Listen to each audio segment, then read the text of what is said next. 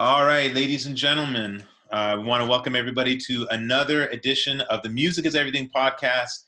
I'm your host, DJ Elegance. The podcast is all about uplifting event, music, creatives, people from the wedding, corporate club, music industry, really uplifting their skill set, demonstrating their passion, giving everyone a floor, an opportunity to showcase their skills, and to really just share the passion that so many individuals who are so dedicated to ensuring that people have amazing experiences.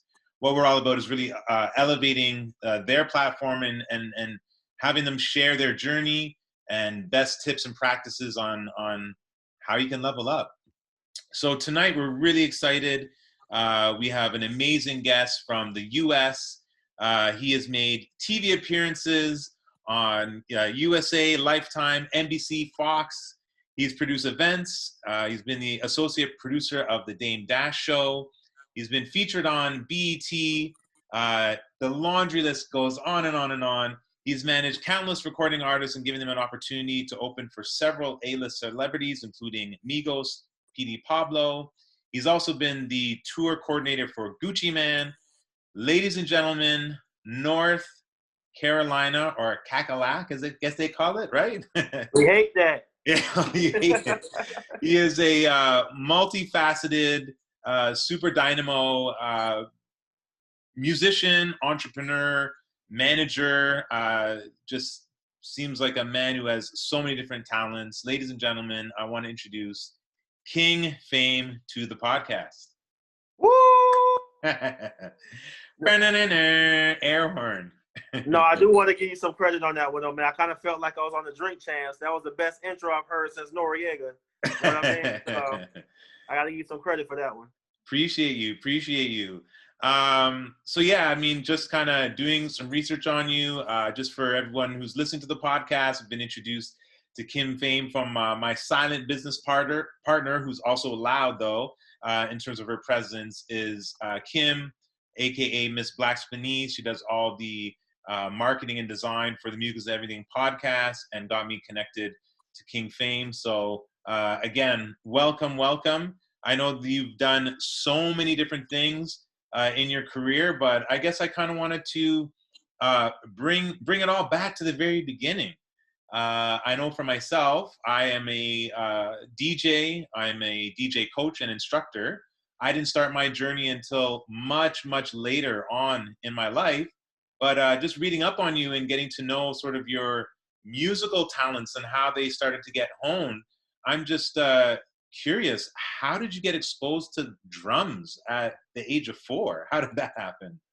Well, in Southern culture, North Carolina, Southern states, the church is very prominent in our community.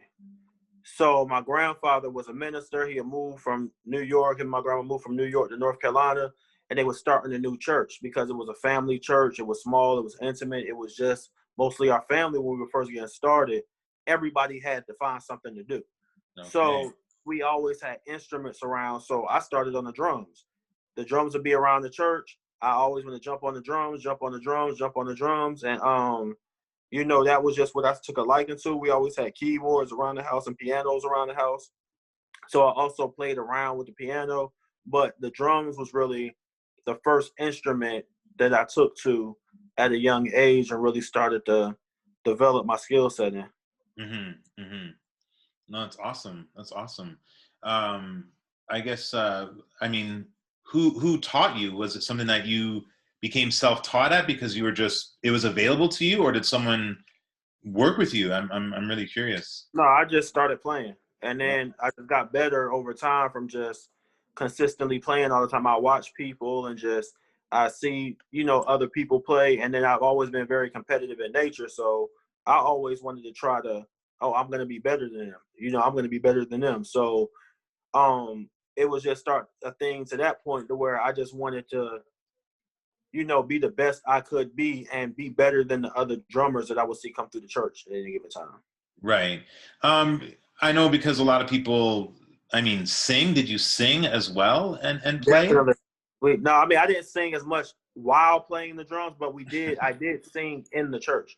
So it's like solos, and I know we're gonna get to that later after, like, you know, moving off of the drums, but I also sung in gospel choirs up through high school. And I mean, that's pretty much it, man. Like, we definitely had to sing because Yeah, we all sung. absolutely. I'm curious with a church background, I guess moving away to more secular music, was that a difficulty, I guess, getting across to family? Was that something that people looked down upon you, or did people have a difficult time accepting that? Because I know in high school you started getting into, you know, the mixtape game and things of that nature. So how did that transition? You How was it know, received? first off, I really didn't like. I don't. Well, to be honest with you, it was crazy because my mom wasn't even a really religious person. But when I first started doing hip hop music, it wasn't as popular or widely accepted as it is now as a genre of music.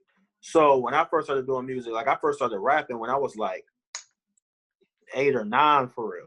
And so, you know, hearing Bone Thugs and Harmony, this, that, and the third, like I was like, yo, this is what I wanna do. And you know, my mom didn't take kindly to it, and she wasn't even a really religious person.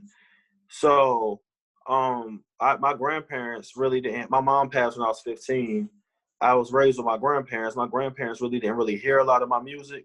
Mm-hmm. But even when I first started, there were certain things I really didn't talk about, or really subject matters I really dove into. I was more of a, I don't want to say a Will Smith type of rapper because of the type of connotation it'll give it as far as the type of music he produced. But I didn't curse in my music at all, and I still like don't curse often. But I didn't curse in my music at all for like a long, long, long, long time.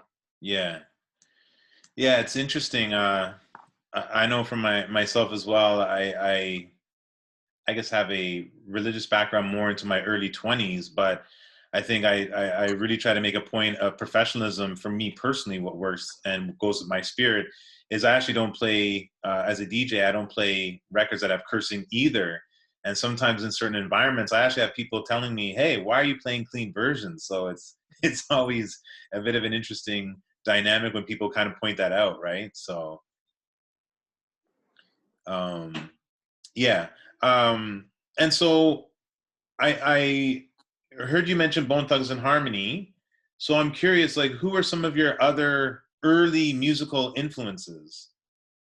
Michael Jackson, of course, was one of the biggest influences on me as a musician from a young age because I didn't just start off, like I said, rapping. So I was just into music as a whole. So Michael Jackson, Prince, Bone, Stevie Wonder, Ray Charles, Hmm. like a lot of the greats. Right. I was really drawn to people that were multifaceted as musicians. Like even when you listen to Bone, they wasn't your traditional artists. They weren't your traditional rappers. They harmonized. They had a different delivery. They had a different flow than everybody else that was doing it. So I was always attracted to or influenced by people that seemed to operate at a capacity that the average person wasn't able to perform on. Hmm. Those were the people that I kind of took a interest in. Hmm. Yeah, it's interesting. Yeah, I think what I know of, like Michael Jackson, I mean, he was meticulous in terms of detail, everything going on with the stage, the presentation, the choreography, the lights, sound. I mean, I heard, a monster in terms of just detail, right? So, Because not to cut you off, but I want to say this: like no, you go have to ahead. understand something. When you start doing something at that age, like it gets to a point of you're no longer in awe of the moment. Now it's to the point to where you're not trying to figure out why you're doing certain things. You know exactly why you're doing certain things, and now you can manipulate the environment. Okay, Hmm. I know if I produce this type of music, it's gonna project this way to this type of audience. I know that if I have this type of lighting, it sets these type of moods. It becomes more psychological than just performative. Right. And as you can give people experience more so than just a performance. Yeah. No, I like that. I like that. Yeah. I think the experience is really what it's all about. It's what people remember, right? Um, so I wanna kind of talk a little bit about that. I know that you started doing mixes and releases, and I guess I'm kind of curious, how did you sort of morph or drift into managing and promoting? Because I know that that seems to be a big part of your brand. Well, first off, I do want to say this. The second instrument I got into after drums, what I was actually classically trained in, was saxophone. Oh, So okay. around, yeah, so around 9, living in Georgia, they start you on instruments earlier, and I started playing the saxophone. I was classically trained in that, and so that added another level of musicianship to what I was doing. So it gave me an understanding of the percussion aspects and the melodic aspects. I got into management and promotion because North Carolina is just now getting to a point where we're being recognized for the entertainment business on a wide scale. Mm-hmm. It's not like in Atlanta, it's not like New York, it's not like LA that have been known for entertainment for years and have had a dominance in the industry for years. It's just now starting to get our recognition and just dues for what we're capable of. So that means the culture was behind. So when I Mm-hmm. was starting to do music heavy and I was just getting into the game, there weren't a lot of managers and promoters and stuff of that nature on a high level from the state. Mm-hmm. So when I was asking people like, yo, I want to open up for this artist, or I want to perform, or I want to do this, or and I'm gonna get back to the business side of it, but when I was like, yo, I want to be able to perform, they'll say, oh, well, you need to pay me this much to perform. And so I'm like, well, that's counterintuitive. I'm an up and coming artist. Mm-hmm. I really don't have a lot of money. So now I'm paying you to perform when I was always told that you get paid to perform. So Yeah. it was just counterintuitive to me. So I was like, okay, well, guess what? I'm going to start throwing my own shows, put myself on the flyer, I book love the it. artist myself on some James Brown stuff, booking my own shows, and I'll be able to get the whole gate and control the show. Mm-hmm. See, I was always such a hustler that it was like, if there's a will, there's a way. I'm not going to let anybody stop me from doing what I'm trying to do. I'm going to figure out a way to just circumvent a lot of things. And I was so hungry about it, I didn't realize what I was doing really wasn't the norm. Mm-hmm. I didn't realize that me going that extra step wasn't what the average artist did. And me, like I said, once again, being competitive, once I started doing that, other promoters started kind of competing against me as a promoter, which was something that I wasn't prepared for because I didn't come into it to be a promoter. I was Mm. like, I'm coming into this to do me. But once they started competing against me, I'm like, oh, now we have an issue. Cool. Well, I'm going to show y'all that I can do what y'all do better than you do it. Mm-hmm. And the more I learned about the business, the more relationships I got, the more understanding I got. It was just, I seen another form of revenue for instant gratification in the industry where you're not waiting 6 to 9 months for royalty checks. Oh, you can get money off a show right now. Right. And you can control the revenue. Right. On And the I'm sorry. no, I no, was go going to ahead. say Go this. ahead. On the Yeah, absolutely. management Go ahead. side, that happened because I was getting called. I had a really big buzz in the city I was living at the time with a record I had. I was getting called to radio stations to place my song and for them to start playing my record. And I didn't understand what media base was, BDS, publishing. I didn't understand any of those things. And it kept me from being on the radio. So Mm-hmm. me starting to dive more into the business side of it and learn more of it, it got me to the point where I fell in love with the business side, which also led me to want to be able to produce artists because I also being a musician. I didn't want to just manage artists. I consider myself more of a producer than a manager. Right. Okay, And that an was A&R more than a yeah. manager. That was a question I was going to ask you. Was sort of which one? Well, I guess which one do you enjoy more, right? But it sounds like you've kind of answered that question, right? You said the production side. Yeah, I really enjoy producing talent and helping bring awareness to talent from an A&R perspective, more so than the logistics and the attention to detail that goes into managing the business of talent. Right. My So management company has a business division. Not to cut you off, so I just want to say my management. yeah. I have people that work within my company that help me with the logistics side of the business, so I can focus more on the creative direction of the talent. Mm-hmm. Wow, there's a lot of ground you covered. There's a lot of really interesting elements that you mentioned. So we know that you enjoy the production a little bit more than the A&R side. I guess I was wondering if we could back it up a bit when you were talking about the publishing side, the media side. I guess what might be one of the big lessons that you learned in that process in terms of really understanding maybe how to grow your brand or being aware of all these things, publishing, licensing, all these things. Like, what are some maybe takeaways that, you know, up and coming artists can learn from you in terms of what you went through during that process? What could they kind of get hip to the game around? Well, first off, they have to understand this is the business of music. Like, if you want to do something for fun, or if it's a hobby, or if it's something that you just enjoying your downtime, that's cool. Mm-hmm. But if you're going to involve other people, and other people believe in you, and other people that are dedicating their time and energy and effort to the betterment of your careers, then you need to be able to take the business of it seriously, because you have to ask yourself how these people are going to be compensated financially for the efforts that they're putting into to undertaking your career. Right. Right. So if you're going to be a recording artist and you really are serious about making money, then you need to ask yourself, well, how do I make money? And how many different ways is there to make money? And what do I need to do to make more of it? Right. And I think those are all amazing questions because I know, not being a recording artist myself, but being an artist or an entertainer, performing DJ entertainment, and I know that talking to a lot of other DJs, this is also something that kind of comes up is, yeah, like understanding the business side, contracts, bookings, like having all your information ready, asking the appropriate questions of the client. These are all things that I talk about in my academy.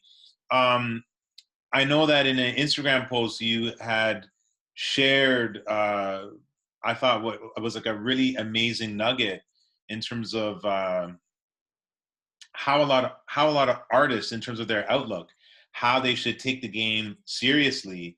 And I don't know the whole background, but it appears that it was an artist that you're working with that passed away. And on your IG post, I liked it, was you said don't blow your opportunities. And I'm wondering if maybe you can, maybe not talk about that situation, but just talking about from the A&R aspect, uh, how do artists blow opportunities? Like, what is the mindset that they need to have in order to get things right inside the game, to take their brand or their their image as an artist to that next level? What are some things that they need to be mindful of? One of the biggest issues that a lot of artists have is a lack of patience. So Mm, what happens is they're looking at artists that are already successful, but they don't realize, oh, it took Flo Rida 12 years for his first single to pop. Oh, it took Rick Ross 12 years of grinding before Every Day I'm Hustling took off. And I just made a post about this, which you're gonna see on my page before me and you got on this call, where I talk about how, you can't compare your chapter 1 to somebody's chapter 20. mm, And what they do is, a lot of these artists, they may look at the management they have and be like, oh, well, I want Drake's manager to manage me though, because he's Drake's manager. But it's like, Drake wasn't Drake when you started managing him. no, I mean I'm in the city where he's from, so I'm a little older than him, so I've seen the ascent from a distance, and yeah, it took a long while for him to get to where he was, right, or where he is People, now. So, people only saw Replacement Girl. People only saw Best I Ever Had. They hmm, didn't see all the things that led up to those. Like, people only become aware of you when they become aware of you. And so I yeah, tell artists, like, if you got a girl that wants to be a stylist that you know, if you got somebody that's decent with graphics that you know, if you got these people, build your team with the resources you have available to you. The grass is greener where you water it. Don't look at these other people and feel like, oh, I want to work with them because they're established and successful already, but you haven't earned the opportunity to work with them because you're not established or successful. Right. There's nothing that they can do with you. Mm-hmm. You're not in demand. You're not hot. Create a value for yourself. Get your brand organized first. Every artist I'm working with right now that I'm working with, I start with them by getting their logos done. They be like, why do I need a logo? Like, your logo, you feel me? But I start with them by getting their logos done. I get their photo shoots redone. I give them a look by getting them with a photographer that can make sure that they have an image and they don't just have pictures. Oh, so no Snapchat with like with weird filters. You see what I'm saying? Creating a brand identity. Then getting their marketing done as far as their promo posters and identifying their singles, putting a marketing campaign together for you to where you can be put in a position to eventually be promoted. A lot of artists don't even realize you're like, if you're the product as an artist, you have to be a ready-made product. Your shows aren't together. You don't have a show track. So how can you get booked to do a show and you're not prepared to perform? And a lot of times ego comes into that. Everybody thinks that they're just as good as the people that they see on stage and don't realize the Migos may look like they're just on stage running around, but all of that stuff was choreographed. Absolutely. You may think, oh, we're rappers, we don't do choreography, but the choreographer sometimes may just show you where to be at certain times. It may not be about you doing a dance move. Because you don't want everybody bumping into each other on stage because they don't know who's going to do what when. Right. You know, so those are a lot of the things that I learned in this business by trying to come up, and had to learn it by trial and error because I didn't have somebody. And if somebody's trying to help you, be teachable and be coachable. Like, it may not be what you want all the time, but the help that you get from them will push you farther than you are, even if it's not what you're looking for at that time. Because Absolutely. It shows them that you're willing to cooperate at least. And if you show them that you're willing to cooperate, eventually you'll be able to get to the point to where y'all are both on one accord doing exactly what you want to do. But at some point, there has to be a compromise in the relationship. Right. And is that like, is that the difficult part about managing other artists? I know that you mentioned that the artist has to have patience. I guess my question is, how is your patience? Because you have to try to communicate all these things to the artist. So is that difficult? Like, I mean, you mentioned 8 artists. Like, how do you do that? I mean, manage so many different personalities, egos, wants, needs, desires. Talk to us about that. I'm going to tell you what I do, and my artists are going to laugh when they hear this. You feel what I mean? But what it is with me is, first off, if you're not a child or a minor, I'm not arguing with you. I'm not arguing with you to help you. Right. You're an adult. You feel me? So either you want it or you don't. You feel what I mean? So if I turn you on to somebody that can get your merchandise done, which I just did with one of my artists, turned him on to a manufacturer, I'm not going to stay on the phone with the manufacturer all day too to make sure you get what you want. You're going to have to take some initiative as an adult. You feel me? And get some of your stuff. Some of this stuff isn't music business. It's just getting stuff done on your own behalf as an adult. Right. You feel me? And so another thing when it comes to my artists, like, if I'm telling you this is the best decision based off experience, and you're like, well, I don't think, or I want to do it this way, then I'm just not going to be involved. I'm not going to drop you as an artist. I'm going to let you go do what you want to do. Right. But if you want me involved, we're going to do what I know is best to do. Right.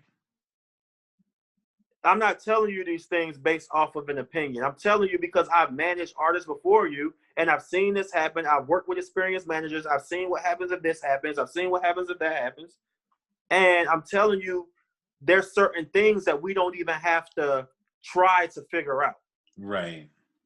Now, if something comes up in the process of us working and we have to, an emergency or something that we have to try to figure out on the fly, that's a different conversation. But certain stuff are just the basics. Mm-hmm.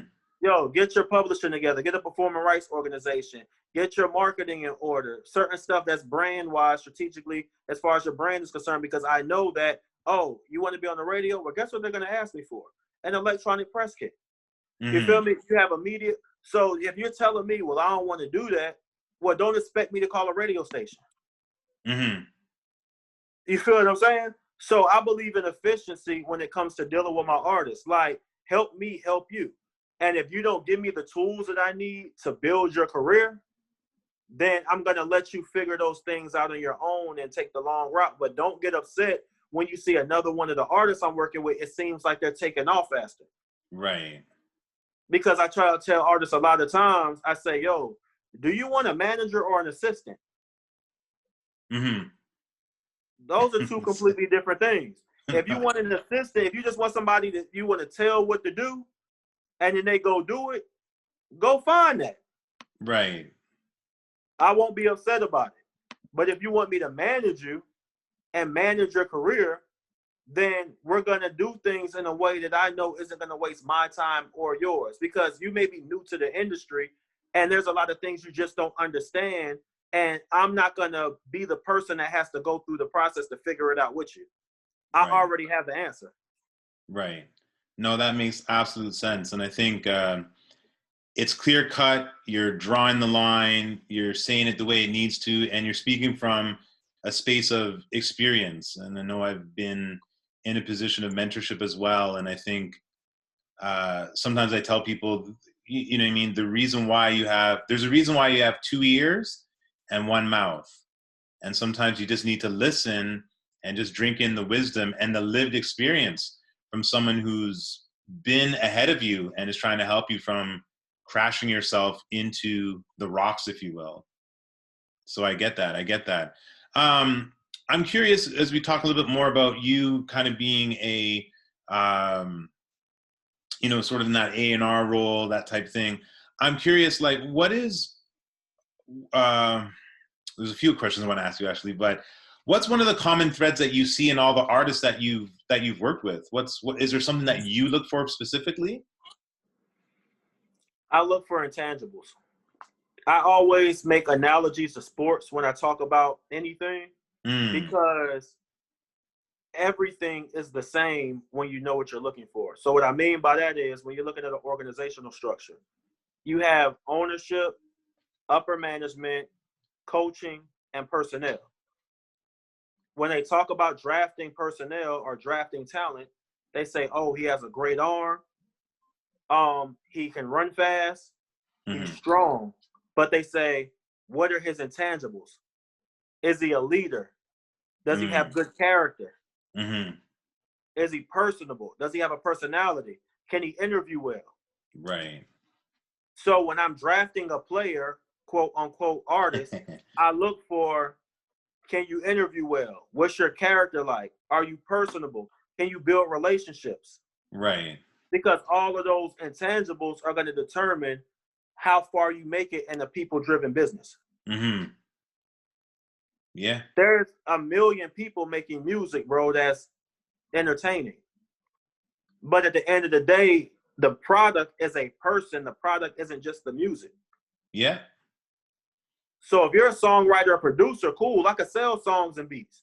But if you're an actual artist, then I'm going to need you to be personable enough and have the intangibles to where I can move you around the way I need to move you around. And I know that when I introduce you to somebody, you're not going to make me look bad. Yeah, no, that's important. I always say that with DJs that I coach and running my academy, I always say that people want to work with people that they know, like, and trust. And so I think, as you mentioned, literally anyone can grab a mic, anyone can stand behind the decks. And so it is, as you mentioned, those intangibles. I think that's a really amazing reminder for creatives and individuals to understand that it's more than just the music, right? It is a lot of those softer skill things that really help elevate you and get you in that position, right? So I think that's amazing words of wisdom, right? And before you ask the next question, I just want to say something too. Have you ever seen? Did you see? Especially because I'm going to refer back to Canadian music because I'm on a Canadian podcast. Mm-hmm. But did you see Justin Bieber's performance of Drake's Pop Star? The video? I don't think I have, actually. No.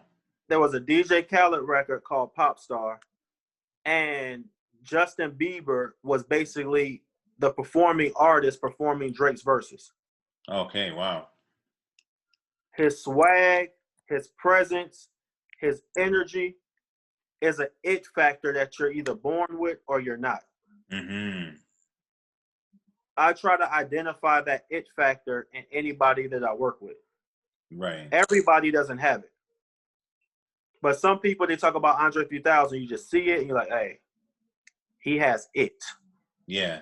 You feel me? It's certain people that you can't put a finger on it, but they have it.